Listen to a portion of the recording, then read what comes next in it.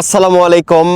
আমি আগেই বলেছি যে একটা উট বাচ্চা দিলে 10, 15, 20 দিন অথবা 2 মাস 1 মাস বাইরে থাকে।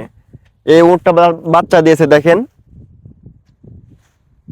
দুধ খাইতেছে টানা 15 দিন 20 দিন অথবা 1 মাস। তার যখন মন চাবে তখন সে যাবে ফার্মে, আরো বাকিগুলো যত উট আছে তাদের সাথে দেখা করতে বা সেখানে খাওয়া দাওয়া করতে। দেখেন একদম নিস্তব্ধ মরুভূমি। এবং এরকম আরেকটা উট দেখেন, ওই যে বাচ্চা দিয়েছে, সেও বাইরে ঘোরাঘুরি করতেছে।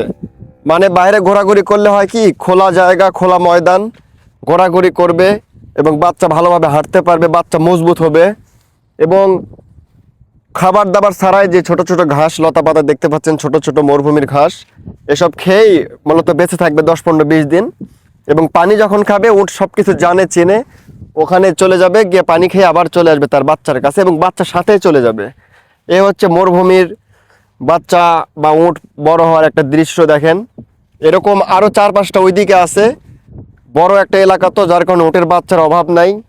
2-1 দিন পর পরে উঠে বাচ্চা দেয়। দেখেন ওখানে একটা, আরো প্রচুর পরিমাণ ওইদিকে আছে, প্রায় 24টার মতো বাচ্চা দিয়েছে, আরো বাকি আছে অনেক। তো সবাই ভালো থাকবেন, আমার পেজে নতুন হলে পেজ ফলো করবেন।